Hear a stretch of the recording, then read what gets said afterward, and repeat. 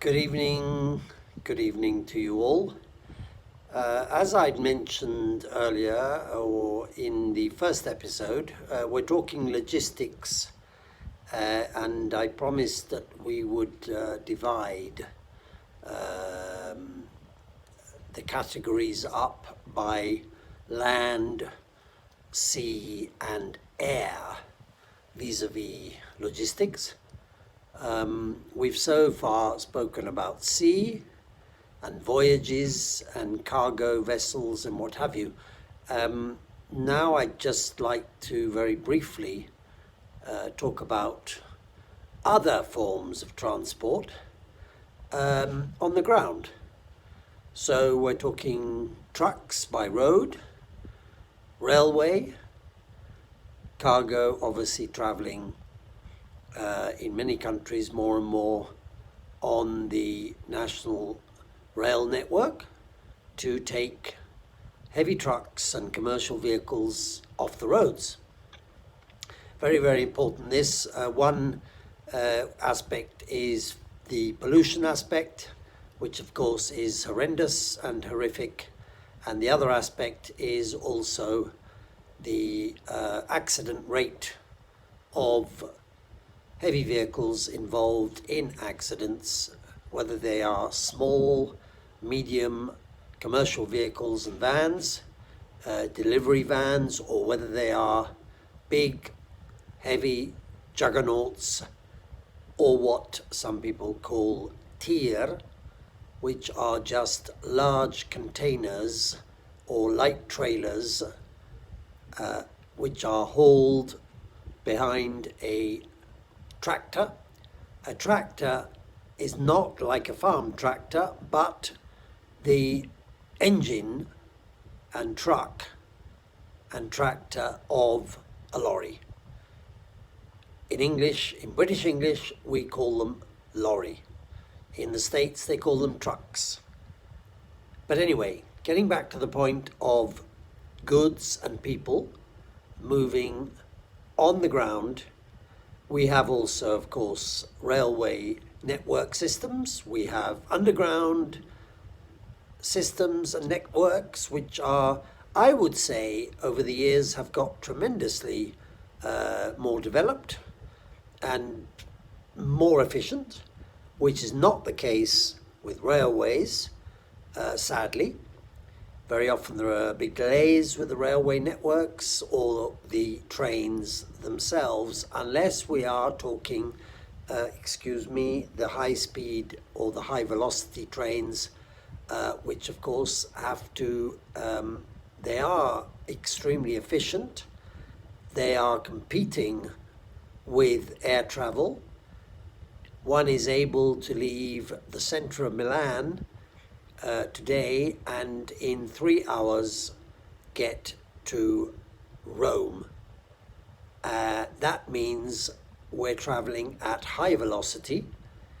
We are covering 600 kilometers in 3 hours. So it stops at Bologna and then goes on south and is an extremely good service.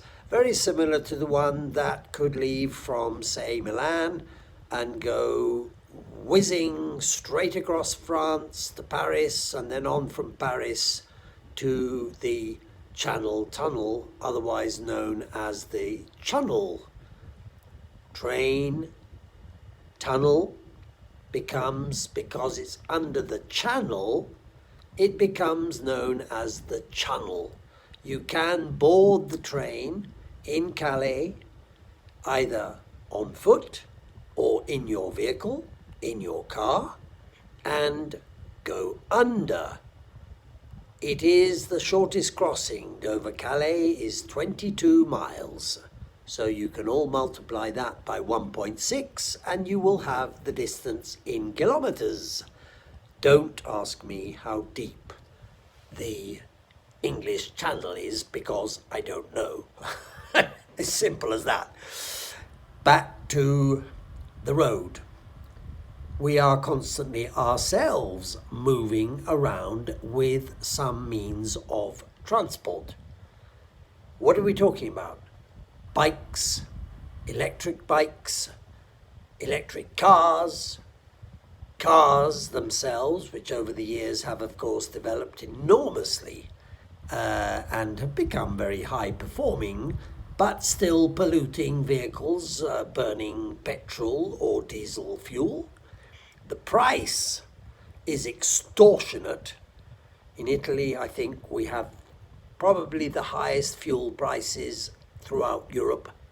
And of course, this makes commuting or traveling in general by car, if we're burning petrol or diesel in our vehicles and the fuel we use is petrol or diesel, it makes it extremely costly, including, of course, something that some countries in Europe have and others don't, and those are the motorway tolls, which obviously in the UK they don't have because they have a very high road tax.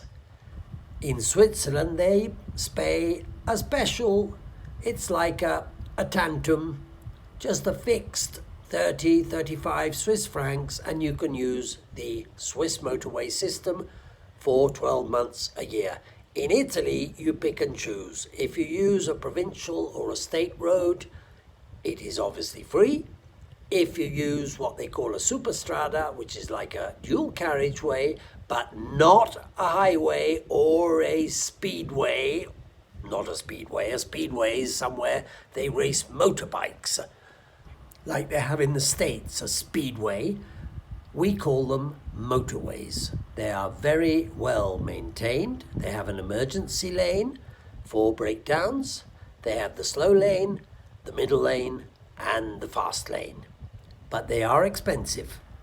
Coming back to the trains, we do have a great problem in Italy, and that is very simply due to the fact that Italy is divided in half by the Apennines, which run from the Alps all the way down the backbone of Italy to what they call the Aspromonte and the Silla area, and therefore it makes travelling north to south quite easy, but rather more complicated if you want to go from east to west or vice versa. You have to go up and over the Apennines. We have the Apennines. In the UK, they have the Pennines.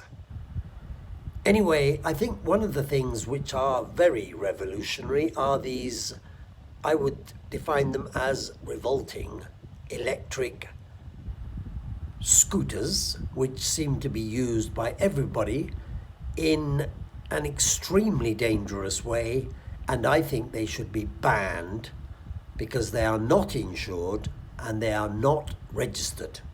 They have no number plate and therefore, I think, no right to circulate on the public highways. Are there any other forms of transport other than on foot? And we always walk or travel on or by foot, on foot.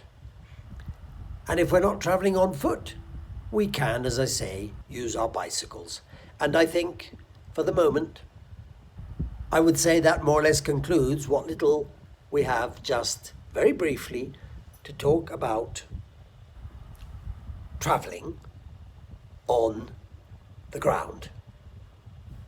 Thank you and goodbye.